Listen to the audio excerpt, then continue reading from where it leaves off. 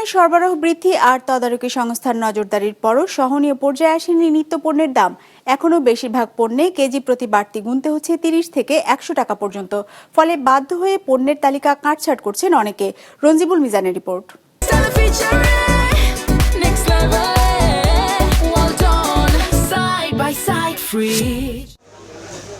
জাহিদ হাসান বাড়ি থেকে সদাইয়ের ফর্দ নিয়ে এসেছেন বাজারে। কিনবেন ছোলা, রসুন, ভোজ্য তেল আর সবজির মতো নিত্যপণ্য।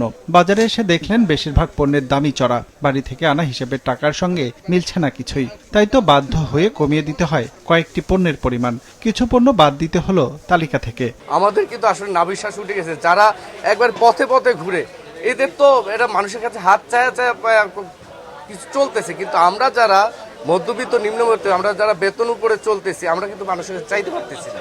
আমরা আমাদের ফ্যামিলির যে পুষ্টিটা দেওয়া দরকার আমরা এটা দিতে পারতেছি না। আমি বলতেছি, আমার চোখে পানি চলে আসতেছে। কেন চলে আসতেছে? আমরা যে বেতনটা পাই আসলে এটা আমাদের কাজ করে না। রাজধানীর টাউন হল বাজারে বিভিন্ন শ্রেণী পেশার মানুষের সঙ্গে কথা বলে জানা গেল, লেবু, শসা, বেগুন থেকে কাঁচামরিচ, মুদিপণ্য কিংবা ফল প্রায় সবকিছুতে বাড়তি গুনতে হচ্ছে 30 থেকে 100 টাকা পর্যন্ত। মাছ মাংসের দাম তো অনেকেরই নাগালের বাইরে। ঊর্ধ্বমুখী হয়ে গেছে যে সুযোগ নিলে নাও, না নিলে নাই। 60 টাকার পেঁপে, 70 টাকার পেঁপে 170 টাকা। প্রতিটা জিনিসের দাম এত বেশি যে আমরা মানে যা লিস্ট করে নিয়ে আসি সেটা পুরোটা আমরা নিয়ে যেতে পারি না। একবার বাড়লে এটাই চলবে, কারণ সিন্ডিকেট এগুলো কতদিন শোনা যায়, কতদিন বোঝা যায়।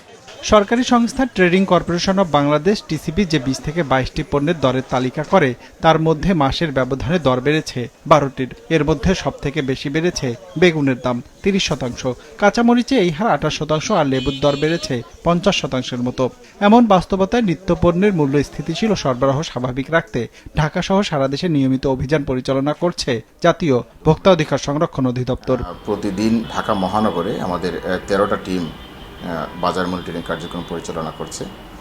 বাণিজ্য মন্ত্রণালয়ের সাথেও আমাদের অফিসাররা যাচ্ছেন এবং তারা বাজার মনিটরিং করছেন। সারা দেশে প্রত্যেকটা জেলাতেও আমাদের মনিটরিং টিম রয়েছে এবং জেলা প্রশাসনের সাথে সমন্বয় করে আমাদের অফিসাররা টাস্কফোর্স অভিযান পরিচালনা করছেন।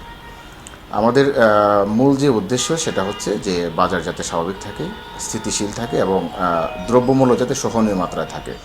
তথ্য বলছে, রমজানে ভোজ্য তেলের চাহিদা থাকে 3 লাখ টন, বিপরীতে আমদানি হয়েছে 3,66,000 টন। আর চিনিও আমদানি হয়েছে 4,73,000 টন। একই সাথে আমদানি বেড়েছে খেজুর, ছোলা সহ নিত্যপণ্যের। রঞ্জিবুল মিজান, বিজনেস রিপোর্ট, মাছরাঙা টেলিভিশন।